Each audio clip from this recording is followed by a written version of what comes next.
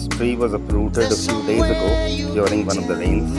They cut it up for transportation and it started to grow again. It's taking up nutrition from the trunk.